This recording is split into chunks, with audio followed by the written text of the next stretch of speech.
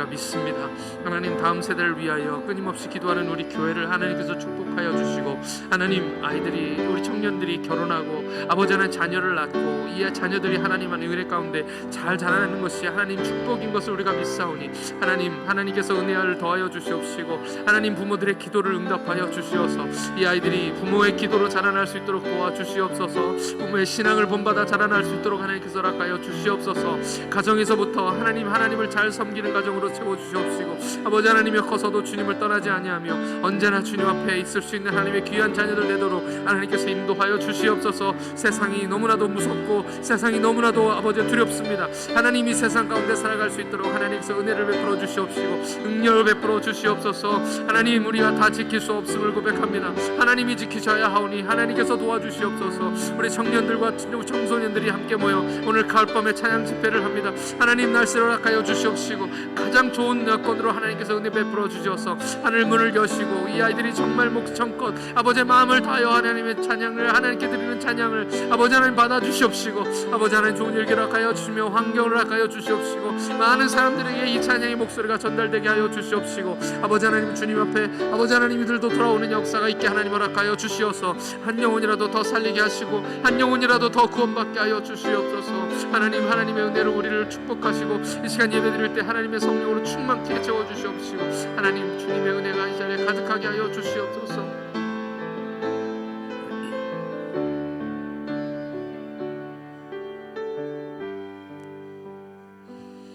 하나님 아버지의 은혜를 감사합니다. 이 새벽에도 주님 앞에 나왔사오니 은혜의 보좌 앞에 담대히 나가게 하여 주시옵시고, 은혜를 베푸시는 우리 하나님 앞에 우리 몸과 마음을 다하여 예배하게 하여 주시고, 말씀을 들을 때 깨닫는 역사가 있게 하여 주시옵소서. 감사드리옵고 우리 주님 예수님의 이름으로 기도드리옵나이다. 아멘. 할렐루야. 소설 햄릿은 셰익스피어가 지은 소설 세계 4대 비극 중에 하나입니다. 햄릿이라는 이 소설을 들어보시거나 읽어보시지 않은 분들도 아마도 이 작중에서 햄릿이 말하는 독백은 다 들어보셨을 것 같습니다. 사느냐 죽느냐 그것이 문제로다. 네. 제가 몇 문장, 그 뒤에 나오는 몇 문장을 더 읽어드리겠습니다. 사느냐 죽느냐 그것이 문제로다. 어느 쪽이 더 고상한가? 가혹한 운명의 돌팔매와 화살을 참고 맞는 것과 밀려드는 역경에 대항하여 맞서 싸워내는 것. 죽는다는 것, 곧 잠드는 것 그뿐이다. 잠이 들면 마음의 고통과 몸을 괴롭히는 수천 가지의 걱정거리도 그친다고들 하지. 그럼 이것이야말로 열렬히 바랄 만한 결말이 아닌가? 죽는다는 건 자는 것, 잠이 들면 꿈을 꾸지. 아, 그게 걸리는구나. 현세의 번뇌를 떨쳐버리고 죽음이라는 잠에 빠졌을 때 어떠한 꿈을 꿀 것인가를 생각하면 여기서 망설이게 돼. 이게 바로 지긋지긋한 인생을 그처럼 오래 끌고 가는 이유야. 그렇지 않다면야 그 누가 견디겠는가? 시간의 채찍과 모욕을, 폭군의 횡포와 건방진자의 오만, 버림받은 사랑의 고통, 질질 끄는 재판, 관리의 무례함, 훌륭한 사람이 소인배들에게 당하는 수모를 참는 신세를 뭐 때문에 감수한단 말인가? 단검 한 자루면 조용히 하고 편안한데 누가 무거운 짐을 지고 피곤한 인생에 신음하며 땀을 흘리겠는가? 다만 죽음 다음에 겪을 어떤 것에 대한 두려움 때문에 결심을 못하는 것이 아닌가? 어떠한 여행자도 돌아오지 못한 미지의 나라, 우리가 알지 못하는 저 세상으로 날아가기보다는 차라리 현세에 익숙한 재앙을 참는 편이 낫다는 생각뿐이다. 이 소설의 내용을 잠깐만 읽어봐도 비극적인, 그리고 굉장히 냉소적인 우리 주인공의 이야기를 들을 수가 있는 것입니다. 이 소설 속의 햄릿은 자신의 아버지를 독살해서 죽이고 자신의 어머니와 결혼한 덴마크의 왕에게 복수하는 그런 내용의 소설입니다. 사느냐 죽느냐 그것이 문제로다. 이 말은 타락한 군주에게 대항해서 싸울 것인가, 아니면 그냥 모든 것을 잊고 죽음이라는 잠에 빠져들 것인가, 망설이고 있는 한 인간의 고뇌를 담은 그런 대사인 것이죠. 셰익스피어의 햄릿은 별로 기독교적인 소설은 아닌 것 같습니다. 바울과 비교할 수 없겠지만 어찌 보면 저는 오늘 이 말씀을 준비하면서 바울이 처한 상황과는 좀 비교할 수 있겠다라는 생각을 해보았습니다. 계속해서 우리가 바울의 이야기, 지금 이 고린도 교회에 편지를 쓰고 있는 바울에 대한 이야기를 하고 있습니다. 지금 바울이 처한 상황은 굉장히 어렵습니다. 고난을 당하고 핍박을 당하고 어려운 상황 가운데서 이 편지를 쓰고 있기 때문에 어찌 보면 지금 이 성경에서 우리가 읽을 때 바울이 죽고 싶은 것인가 라는 그런 생각을 할 수도 있을 것 같습니다. 그러나 오늘 바울이 메시지는 완전히 다른 메시지입니다. 그는 일찍이 교회를 핍박하고 성도를 핍박하고 스데반 집사가 돌에 맞아 죽을 때 청년 바울이었던 이 바울은 그 돌을 던지는 사람들의 옷을 지켰습니다. 왜냐하면 그들이 죽는 것이 당연하다고 그가 생각했기 때문입니다. 그런데 그가 예수님을 만났습니다. 그리고 그는 스스로 용서받을 수 없는 죄인이라는 것을 깨닫게 됩니다. 그리고 평생 이방인의 사도가 되어서 결혼도 하지 않고 집도 없이 떠돌아다니면서 복음을 전도하는 그런 복음의 전도자가 되었습니다. 누구보다도 나 같은 죄인 살리신 그 크신 은혜를 잘 알고 있는, 누구보다도 그 은혜에 대해서 잘 알고 깨닫는 그런 사람인 것이죠. 바울의 삶은 계속해서 사느냐 죽느냐 그 사이에 있었습니다. 사느냐 죽느냐. 죽으려고 사는 사람은 없습니다. 살려고 발버둥 치며 사는 것이 우리 인간의 삶인데요. 제가 어렸을 때 유행어가 있었습니다. 그때는 대부분의 사람들이 한 그룹에서 모임이 있거나 회의가 있거나 교회에서도 마찬가지였습니다. 운동 경기를 하다가도 꼭 한 사람은 그런 사람이 있었습니다. 밥 먹고 합시다. 네. 어디서 꼭 누가 하라는 것도 아닌데 꼭 한 명은 꼭 밥 먹고 합시다. 다 먹자고 하는 짓인데 밥 먹고 합시다. 이런 얘기들을 꼭 했었습니다. 먹고 살려고 하는 짓. 그러나 바울은 이 전도여행 가운데서 고난과 어려움들을 계속 당하고 있습니다. 그래서 고린도후서 5장에서 솔직하게 이 개인적인 이야기를 하고 있는 것입니다. 특별히 고린도후서는 개인적인 그런 내용을 많이 담고 있습니다. 어려움을 당하고 또 교회로부터 배척을 당하는 그런 일까지 당했기 때문에 바울은 개인적으로 변호하는 그런 내용들을 가장 많이 적고 있는 것이 이 고린도후서의 말씀입니다. 제가 고린도후서 5장 1절부터 천천히 한번 읽어드리겠습니다. 바울의 심경이 어떤 것인지. 만일 땅에 있는 우리 장막집이 무너지면 하나님께서 지으신 집 곧 손으로 지은 것이 아니요 하늘에 있는 영원한 집 우리에게 있는 줄을 아느니라. 참으로 우리가 여기 있어 탄식하며 하늘로부터 오는 우리 처소로 덧입기를 간절히 사모하노라. 이렇게 입음은 우리가 벗은 자들로 발견되지 않으려 함이라. 참으로 이 장막에 있는 우리가 짐진 것 같이 탄식하는 것은 벗고자 함이 아니요 오히려 덧입고자 함이니 죽을 것이 생명의 삼킨 바가 되게 하려 함이라. 곧 이것을 우리에게 이루게 하시려고 보증으로 성령을 우리에게 주신 이는 하나님이시니라. 그러므로 우리가 담대하여 몸으로 있을 때에 주와 따로 있는 줄을 아노니 이는 우리가 믿음으로 행하고 보는 것으로 행하지 아니함이로라. 그리고 오늘 이제 8절 말씀입니다. 오늘 8절 말씀은 오늘 본문 말씀인데요. 함께 같이 읽겠습니다. 8절 시작. 우리가 담대하여 원하는 바는 차라리 몸을 떠나 주와 함께 있는 그것이라. 이것이 바울의 고백입니다. 이것이 개인적인 삶의 고백인 것이죠. 삶의 고난이 너무 힘들기 때문에 나는 주와 함께 거하기를 원하지만 나는 주와 함께 지금이라도 이 육체를 벗고 주님과 함께 거하고 싶다라는 것이 바울의 소망이고 고백이지만 아직 하나님께서 안 된다, 아직 아니다, 아직 때가 되지 않았다, 아직은 너에게 사명이 있다, 해야 될 일이 있다 라고 말씀하시기 때문에 그가 고백하는 것입니다. 내가 이 육체를 벗고자 하는 것이 아니라 오히려 하늘로부터 처소로 덧입기를 원한다 라고 고백하고 있는 것이죠. 그렇지만 오늘 말씀에서 8절 말씀에서 그의 속마음을 솔직하게 고백하고 있습니다. 그러나 나는 주님과 함께하고 싶다. 주님과 함께하고 싶다. 오늘 9절 말씀입니다. 9절 말씀도 같이 함께 읽겠습니다. 9절 시작. 그런즉 우리는 몸으로 있든지 떠나든지 주를 기쁘시게 하는 자가 되기를 힘쓰노라. 아멘.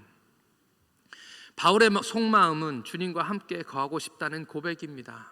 그의 삶 가운데 계속되어지는 고난과 어려움을 겪으며 이 세상에 사는 것보다 나는 주님과 함께 거하고 싶다라는 그런 고백을 하고 있지만, 오늘 바울의 고린도 교회에 권면하는 말씀은 다른 말씀입니다.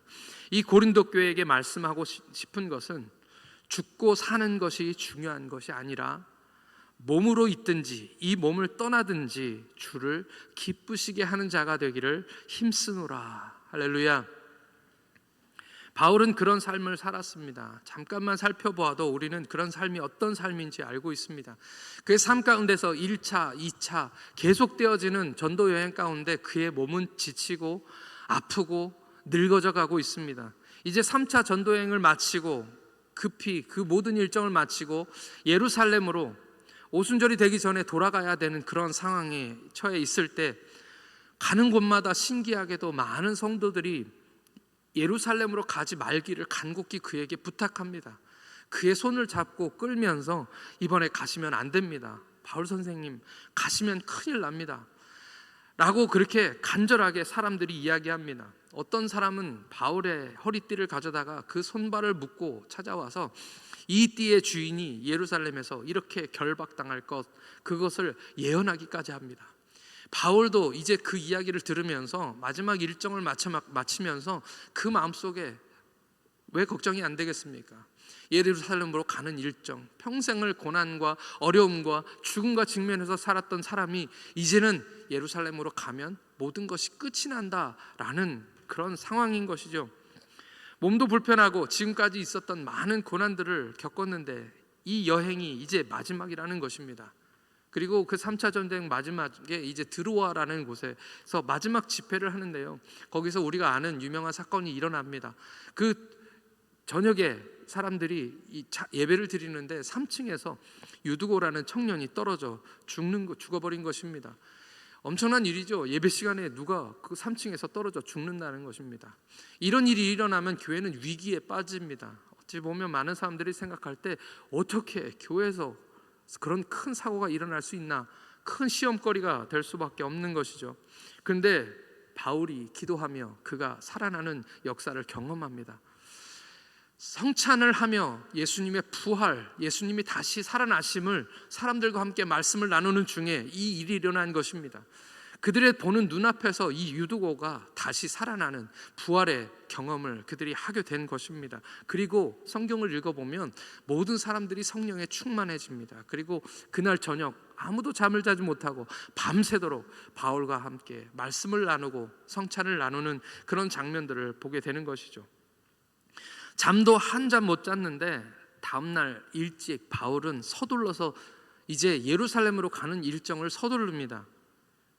근데 참 재미있는 것이 하나가 있습니다. 그것이 뭐냐 하면 바울이 앗소로 가는 그 일정이었는데, 그 바울이 모든 일행들과 함께 가고 있었거든요. 왜냐하면 3차 전도여행은 헌금을 모아다가 예루살렘에 갖다 줘야 되는 상황이기 때문에 각 교회의 대표들이 다 함께 모여서 지금 예루살렘으로 가는 길이었습니다. 그렇기 때문에 일행이 많았었는데 그 일행들에게 배를 타고 가시오 라고 얘기하면서 앗소로 가라고 모든 일행을 다 배로 보냅니다. 그리고 바울만 혼자서 나는 걸어서 앗소에 가겠습니다. 우리 앗소에서 만나십시다 라고 얘기하고 일행과 흩어진 것입니다. 제가 찾아보니까 이 앗소까지 내려가는 거리가 걸어서 사흘길입니다. 그 사흘 동안에 그 에베소에 있는 장로들이 또 사흘길을 걸어서 이제 밀레도에서 만나게 되는데, 그 사흘간의 여정이 성경에 기록되어 있지 않습니다. 왜 바울이 걸어서 갔는지, 멀미가 나서 그랬는지, 어떤 일이 있었는지 우리는 성경에서 아무 말도 하지 않고 있기 때문에 무슨 일이 있었는지 알 수가 없는 것입니다. 기록에는 없지만 바울이 혼자 걷는 것을 택한 이유가 분명히 있었다는 것입니다. 그리고 밀레도에서 에베소의 장로들을 만나서 눈물의 작별의 인사를 하는데요. 또 거기에 그 사람들이 예루살렘으로 가지 말라라는 그런 이야기를 또 하나님께서 장로들을 통해서 이야기하고 있습니다. 바울의 마지막 여정, 그것이 고난이고 어려움이고 어쩌면 바울 선생님을 다시 볼 수도 없다라는 생각 때문에 모든 그 성도들은 다 바울에게 가지 말라라고 이야기하는 것입니다. 바울을 사랑하기 때문입니다. 바울이 이야기합니다. 사도행전 20장 24절 말씀입니다. 함께 같이 읽겠습니다. 사도행전 20장 24절 말씀입니다. 시작. 내가 달려갈 길과 주 예수께 받은 사명 곧 하나님의 은혜의 복음을 증언하는 일을 마치려 하면은 나의 생명조차 조금도 귀한 것으로 여기지 아니하노라. 아멘. 그 4일 무슨 일이 있었는지 모르지만 하나님이 그 마지막 가는 그 여정에서 시간을 주시면서 하나님을 만나는 놀라운 경험을 하게 하신 줄 믿습니다. 우리는 사느냐 죽느냐 항상 그것이 매일같이 그것이 우리에게는 문제인데, 바울은 살든지 죽든지 거하든지 떠나든지 몸으로 있든지 떠나든지 주를 기쁘시게 하는 자가 되기를 힘쓰노라 라고 바울이 고백하고 있는 것입니다. 이것은 그냥 말만 번지르르 하게 하는 그런 말이 아닙니다. 죽고 사는 것이 문제가 아니라 하나님을 기쁘시게 하는 것이 더 중요하다라고 우리에게 이야기하고 있는 것이죠. 왜 그렇습니까? 바울은 하나님을 사랑하기 때문인 줄 믿습니다. 그는 우리 주님을 너무너무 사랑하는 그런 사람이었기 때문입니다. 사랑하면 기쁘게 하고 싶습니다. 누가 강요하는 것이 아니고요. 사랑하면 내가 사랑하는 대상이 행복하고 기쁘면 그것이 곧 나의 기쁨이 되는 것이죠. 저는 요즘 우리 강 목사님 딸 소혜가 너무너무 예쁩니다. 제가 딸이 없어서 그런지 교회에 그 소혜가 나올 때마다 제가 그냥 자리에 앉아 있을 수가 없습니다. 우리 교회에 아기들이 계속 태어나는 것은 하나님의 축복입니다. 지난주에도 한 아이가 태어나고 이번 주에도 아기가 하나 태어났습니다. 이제 우리 교회는 아기 울음소리로 가득한 교회가 될 줄 믿습니다. 아기들이 너무너무 예쁜데요. 제가 소혜가 오면은 가서 이제 좀 앞에서 얼릅니다. 이렇게 참지 못하고 견디지 못하고 가서 얼르면 소혜가 참 예쁜 것이 아직도 저를 알아보지 못하는지 모르지만, 그래서 그런지 모르겠는데 저를 보면 방긋방긋 웃습니다.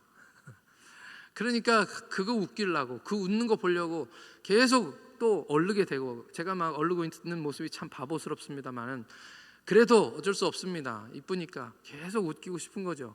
우리 교회 아이들이 다 교회 오면 그렇게 될 것 같습니다. 아이들이 너무너무 예쁩니다. 저희 막내 레위도 그랬었습니다. 아이 키우신 분들은 다 뭐 비슷한 경험들을 가지고 계시겠지만 그냥 하루 종일 애하고 그렇게 놀고 있으면 시간 가는 줄 모르는 거죠. 그냥 하루 종일 그렇게 하고 싶습니다. 하루 종일 그냥 아이가 웃는 것을 보고 싶은 것이죠. 하루 종일 웃게 하려고, 사랑하기 때문에 그런 거죠. 아이들이 너무너무 예쁘고 사랑스럽기 때문입니다. 여러분, 주님을 사랑하십니까? 사랑하시는 줄 믿습니다. 우리는 주님을 너무너무 사랑합니다.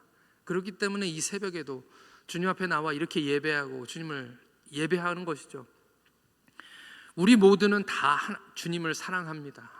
바울도 주님의 사랑을 많이 받았고, 우리 바울은 하나님을 기쁘시게 하는 삶을 그 삶으로 살아내고, 또 사람들에게도 하나님을 사랑하십시오, 사랑하십시오, 하나님을 기쁘시게 하십시오 라고 고린도 교회에 이야기하고 있는 것입니다.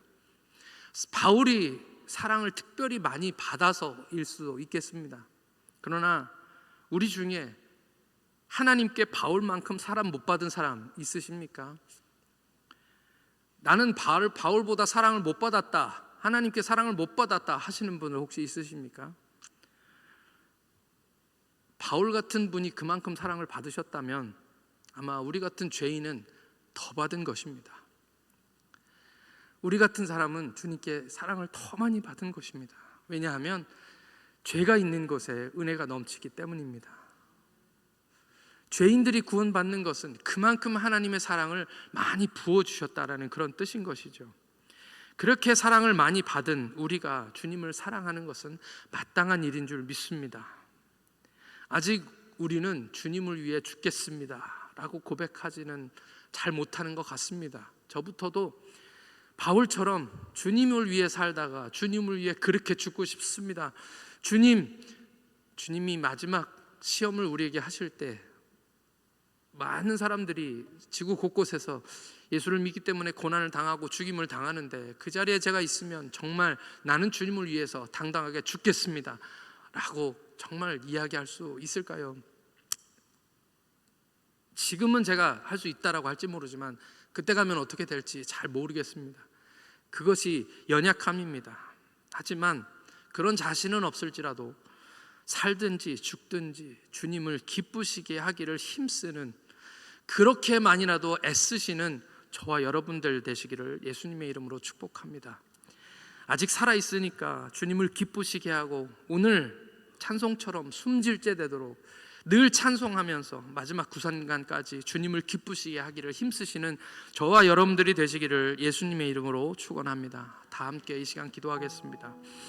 다 똑같은 고난한 인생을 살고 있습니다. 너무 힘들어서 어떨 때는 바울처럼 주님께 가고 싶습니다 라고 고백하시는 분들도 계실 줄 압니다. 그러나 주님이 아직 아니다 라고 말씀해 주셔서 바울처럼 고백합니다. 죽든지 살든지 내 몸에 거하든지 떠나시든지 주를 기쁘시게 하는 자가 되기에 힘쓰게 하옵소서. 언젠가 주님의 심판대에 우리가 다 서게 될 줄 믿습니다. 주님께 칭찬받는 우리가 되게 하여 주옵소서.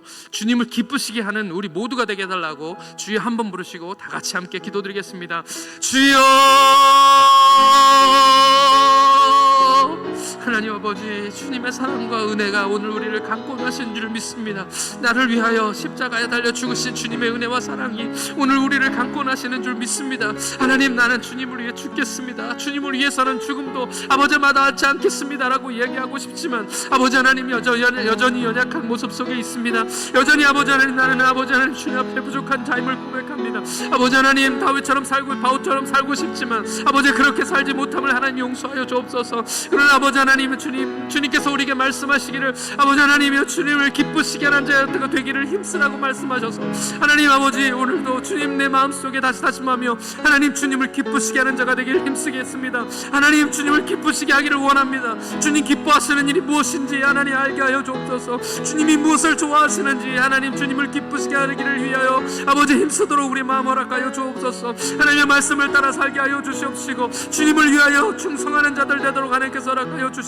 하나님 앞에 나올 때마다 하나님을 기쁘시게 하기 위하여 전심을 다하여 주님께 예배하고 주님을 찬양하는 우리의 삶이 되도록 하나님께서 역사하여 주시옵소서. 우리의 삶이 아버지 하나님 연약하여서 아버지 하나님 늘 고난 가운데 있습니다. 아버지 하나님이여 많은 분들이 아파하시고 고난 당하시는 가운데 있습니다. 그러나 아버지 하나님, 그 고난도 우리 주님을 향한 그 사랑을 막을 수 없음을 하나님 고백하오니 아버지 하나님, 우리의 삶이 더욱더 주님을 사랑하게 하여 주시고 아버지 주님을 더 깊이 사랑하는 우리 모두가 되게 하나님 인도하여 주시옵소서. 살든지 죽든지 내 몸에서 그리스도가 존귀케 되기를 원하고 살든지 죽든지 아버지 하나님 주님을 기쁘시게 하는 자가 되기를 힘쓰는 우리 모두가 되도록 하나님 허락하여 주시옵소서. 하나님, 오늘 우리에게 말씀 주시는 것처럼 오늘도 아버지 하나님의 주님 앞에서 기뻐하며 주님을 찬양케 하여 주시옵소서. 주님께 영광 돌리는 삶을 살아가도록 하나님께서 우리를 인도하시고 축복해 주시옵소서.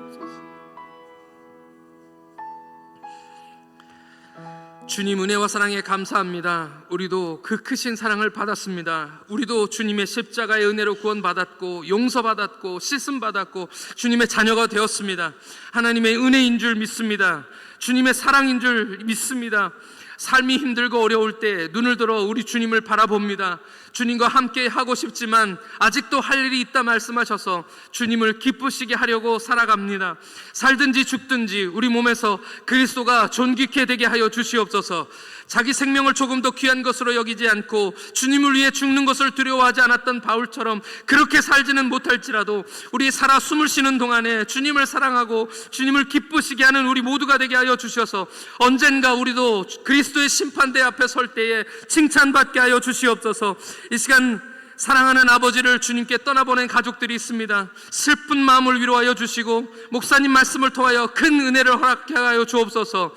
청년들, 오늘 오후에 찬양 집회, 가을밤에 찬양 집회가 있습니다. 아버지 하나님, 좋은 날씨를 허락하여 주시고 우리 청소년과 청년들이 찬양으로 주님을 깊이 만나는 집회가 되게 하여 주시옵소서.